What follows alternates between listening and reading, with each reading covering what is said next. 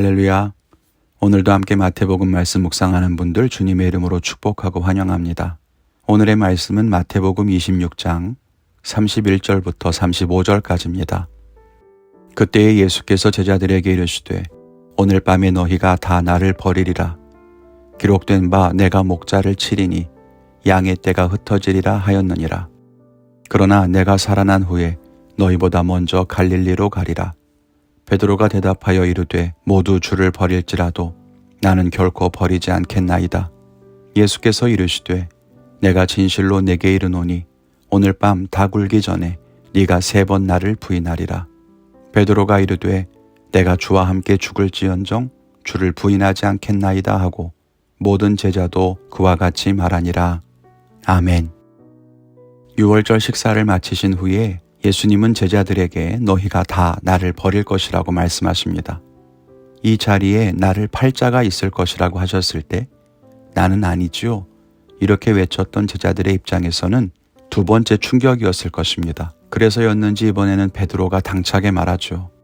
모두 다 주를 버린다고 해도 나는 결코 버리지 않겠습니다. 그랬더니 이번에는 예수님이 베드로를 콕 집어서 말씀하십니다. 너는 오늘 밤 닭이 울기 전에 나를 3번 부인할 것이다. 그랬더니 베드로가 내가 죽을지언정 부인하지 않겠다고 하고 제자들도 경쟁하듯이 다들 주님을 떠나지 않을 것이라고 합니다. 예수님을 사랑하는 제자들의 마음이 느껴지지요. 그런데 우리는 이 결과를 너무나 잘 알고 있습니다. 오늘 함께 묵상하며 은혜를 나누기를 원합니다. 첫째는 하나님 말씀을 귀 기울여 들어야 한다는 것입니다. 여러분, 오늘 말씀의 주제가 무엇입니까? 예수님께서 무슨 말씀을 하시는 걸까요?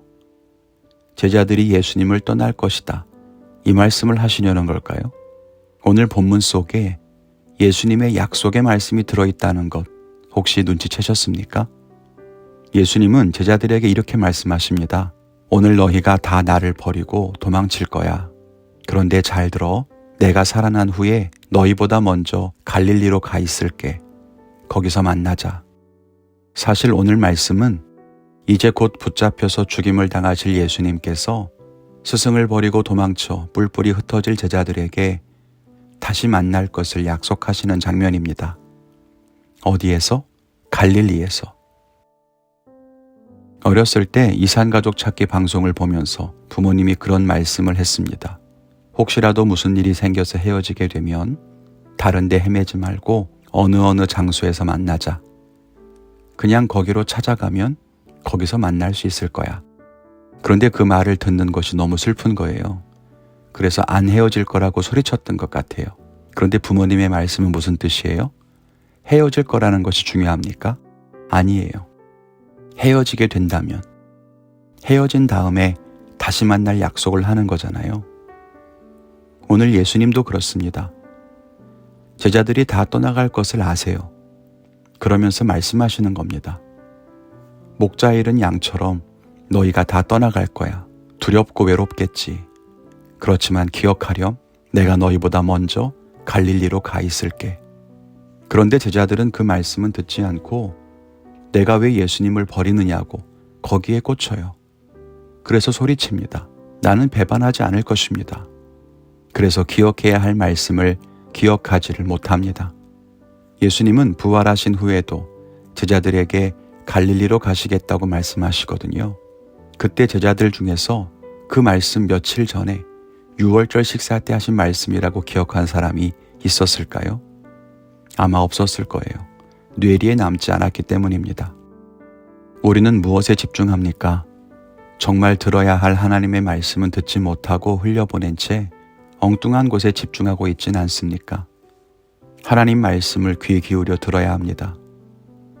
내 귀와 마음이 본질이 아닌 것, 말씀의 요지가 아닌 것에 흔들려서 정말 하나님이 말씀하시고자 하는 것을 놓쳐서는 안 됩니다. 우리가 말씀을 있는 그대로 들을 수 있는 그 지혜를 갖기를 소망합니다. 둘째는 자기 확신이 아니라 성령을 의지하라는 것입니다. 지난 말씀에서 제자들이 서로 예수님께 묻습니다. 예수님을 팔 사람이 저는 아니죠. 스스로에게 확신이 없는 것처럼 물어요. 그것도 문제예요. 그런데 오늘 말씀에서는 반대입니다. 베드로도 죽을지언정 예수님을 배반하지 않겠다고 호언장담하고 제자들도 다 그렇게 말합니다. 의심도 문제지만 지나친 자기 확신도 문제입니다. 왜 그럴까요? 둘 다 자기 자신에게만 초점이 맞춰져 있기 때문입니다. 그리스도인은 자기의 힘으로 살지 않고 하나님이 주시는 성령의 능력으로 삽니다. 그래서 그런 사람은 자기의 약함이나 어려움 때문에 낙심하거나 포기하지 않습니다. 왜냐하면 나는 약하지만 성령이 주시는 힘으로 살기 때문입니다. 또 그런 사람은 자기의 능력이나 지혜를 의지하지도 않습니다. 마찬가지로 내가 가진 것으로 사는 것이 아니라 성령이 주시는 것으로 산다는 것을 알기 때문입니다. 그래서 믿음의 사람에게는 자기의 약함도 강함도 중요하지 않습니다. 자기의 능력도 혹은 무력함도 문제가 될 것이 없습니다. 지혜로울 수도 있고 어리석을 수도 있고 의지가 강할 수도 있고 약할 수도 있지만 믿음의 길을 걸어가고 하나님 말씀을 따라 사는 데에는 지장이 없습니다. 어차피 믿음의 삶은 성령의 능력이 아니고서는 살아갈 수 없기 때문입니다. 우리는 성령을 의지합니까? 아니면 내가 할 수 있다고 호언장담하는 베드로와 제자들을 닮았습니까? 지금 제자들은 죽을지언정 예수님 버리지 않겠다고 외쳤지만 결국 모두 도망치고 맙니다. 그러나 부활하신 주님을 만나고 성령 충만해지니 내가 예수님을 절대 버리지 않을 거라고 호언장담하지는 못합니다. 자기의 약함을 아니까요. 그렇지만 그들은 모두 순교의 길을 걸어갑니다. 어떻게 그럴 수 있었을까요? 그들이 성령의 힘으로 살았기 때문입니다. 그러므로 우리의 모습에 너무 연연해하지 마십시오. 낙심하지도 위축되지도 말고 너무 자신만만하고 의기양양하지도 마십시오. 그저 성령이 주시는 힘으로 오늘도 살아갈 때 하나님의 은혜와 복을 누리게 될 것입니다. 오늘 저는 하루를 시작하면서 먼저 성령의 능력을 구하는 기도를 하겠습니다. 내 힘으로 사는 것이 아니고 내 지혜로 목회하는 것이 아니니까요. 여러분의 결단은 무엇입니까? 그 결단대로 하루를 사시되 성령의 능력으로 승리하시기를 바랍니다.